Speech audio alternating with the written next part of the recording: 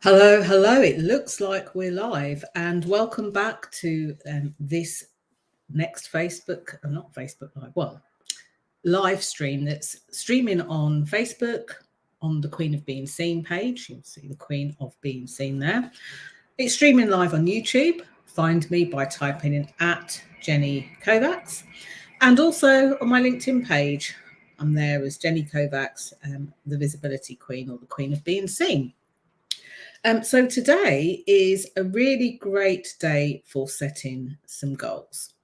And why do I say this? Today, at the time of streaming, is the 8th of the 8th. Now, there are lots of different reasons, both metaphysical and all sorts of different reasons why people love today and love this day.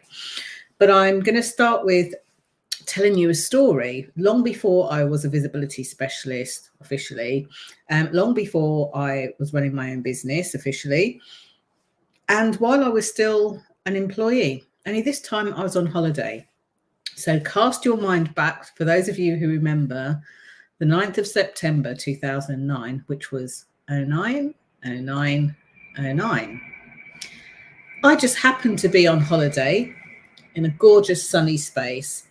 In fact, it was so hot on that day that I actually went back inside the house, and because of this, sat inside in an air-conditioned condo and got my notebook out, got my journal out, and decided on a day like today, rather than sitting there inside and watching TV, let's make the best use of the day I possibly could without going outside for another few hours until it cooled down slightly.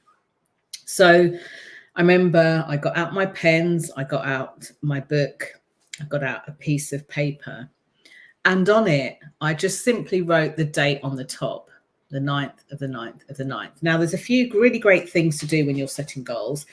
I know that there's a methodology out there called SMART goal setting, but I'm not going to actually talk about that. I'm going to talk about some of the things that I use with my own private clients when I'm teaching workshops, and also when I'm visiting businesses and corporates around goal setting, because it cuts through the self-doubt, it cuts through the indecision, it cuts through the, oh my gosh, how am I going to do this? Which, when we are at the point of setting our goals or setting our dreams or setting out intentions or making plans, that can often get in the way. It can be really demotivating for the person, because all they can figure out, all they can think about is, well, how am I going to do this? So if you are looking to set goals, change your life in some way, make good intentions, then this is a video for you. So the first thing is, when you are setting any goals, whatever you want to call it, one thing to really think about is the goal dependent on you? Now, don't get me wrong, there's such a thing as hope. You might hope for world peace, for example. However, there are a lot of moving parts to make that happen. When you're setting a goal or an intention, you're really looking at doing something for yourself. And there's two reasons why people struggle with this. One, because we're not really taught how to set good goals. And two, the most common thing that I hear from my private clients, and they either expressly articulate it or articulate it when they've done some reflection, is not many of us are used to just unapologetically looking at what we want as an individual. We'll make goals and plans for our family. We'll make goals and plans for the things that we want to do within our work. We'll make goals and plans for what we want to put on next year's appraisal. We'll even make goals and plans on the life that we want to spend together with somebody else, or as a team, or some sort of like philanthropic thought or vision. But we don't very often just purely look to ourselves as an individual and make our goals and make our dreams. The other thing that often stops people is fear. So I'm going to take you through a couple of things to do. But why have I picked this date? Why have I called it the Great Goal Setting Date? As I said, today, at the time of recording this, is the 8th of the 8th. And that year, when I sat down on the 9th of the 9th of the 9th, I decided, rather than have this just be a vision and a pipe dream that gets written down and long forgotten, which is another way that sometimes people set intentions and goals, which totally works too, by the way. I wanted to review it on the next date, which was the 10th of the 10th of the 10th. So rather than saying I'm going to look at it in a year's time, it was a year and a bit. So on the 10th of October 2010, I made a review again. On the 11th of November 2011, I did the same thing. And on that auspicious date of the 12th of the 12th of the 12th, I did the same thing again. So this year, I really liked looking, you know, the 1st of January. And sometimes I don't wait until the day itself. I'll do it a couple of days before, whenever it feels right to me. The 2nd of February, the 3rd of March, you know, the 4th of April, the 5th of May, the 6th of June, the 7th of July, the 8th of August, the 9th of September, the 10th of October, the 11th of November, and the 12th of December. All great dates, slightly a month, you know, a little bit more than a month out, but all good all the same. That way, it's like, it's a way to keep consistent with your plans and goals. It's a way to course correct if you need to, but it's also a way to remind you by the physical dates of the calendar. And it's a little bit fun as well. So here's some things to think about. When you are setting a goal, thing number one, be sure to make sure that the goal you're setting is for yourself. I could set a goal to wish a member of the family something, you know, hope that this person buys a house or a car or gets somewhere nice to live, but that's not about me. The most effective way you can set goals is by looking at the part that you play in it, and I'll come to a step of that in a minute. So that's the first thing. So if it's, you know, I'm setting a goal that my child finishes university and gets the best degree that they can, that's not something that really you can set beyond your control. It's a hope, it's a wish, it's a dream. Thing number two, sometimes being in our usual space or setting can impede the goal that we set. So another thing that you might do is go somewhere that fills you with joy. It might be to the beach, it might be sitting by the river, it might be sitting under a tree, it might be in your garden, it might be lying on your bed. Another place to do this is lying on the ground or the floor. Why? Because think about this. The last time many of us have ever lay on the grass or lay on the ground was probably when we were a child. You see the world in a different perspective.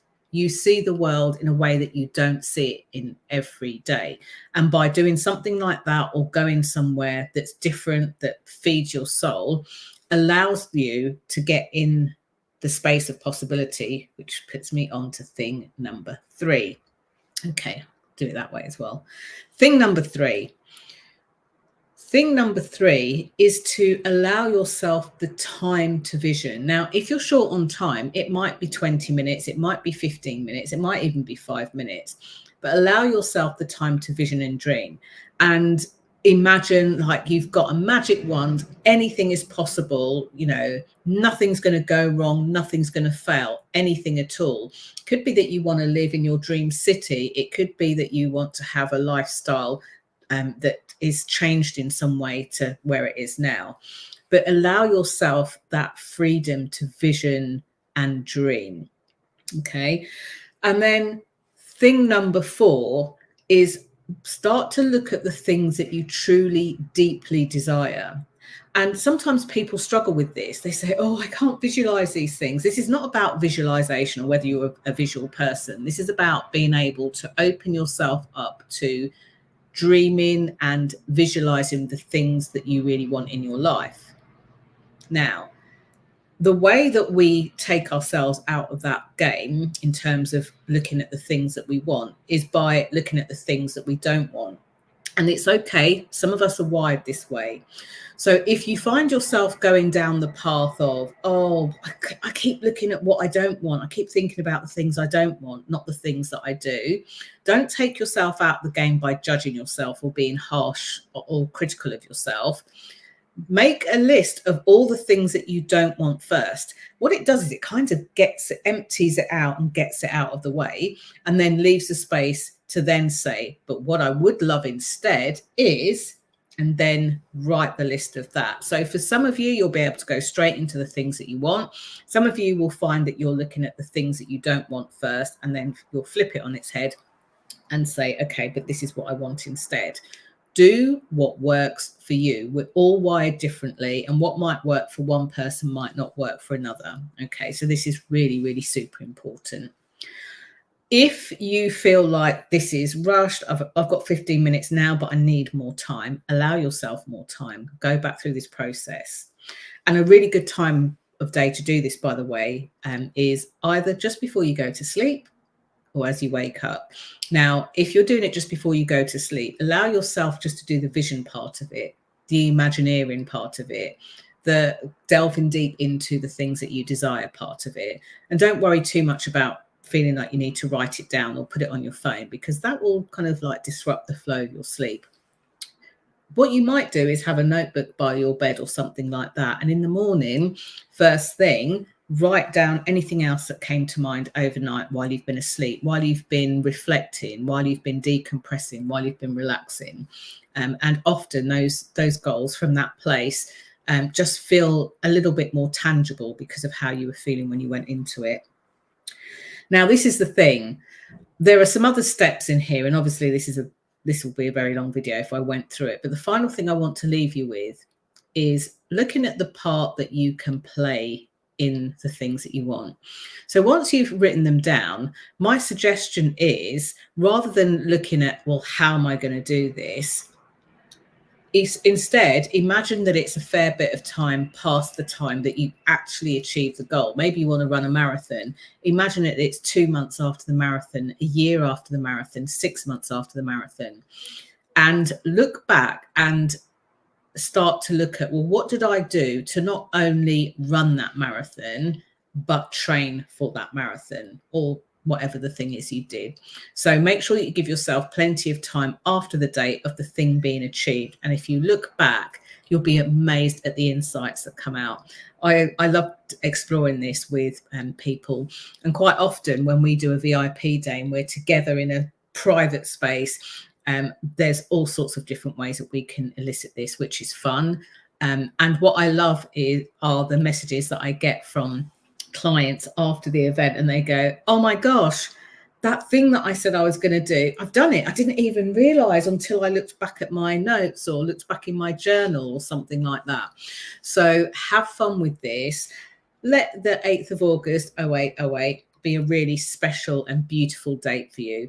If you have practices that you do to elicit your own goals and to put your own goals in place, why not comment below? Let us know. Share the love, share it here, and other people can get to see that too. Thank you so much for watching, and I'm so grateful that we've got to day 73. Bye for now.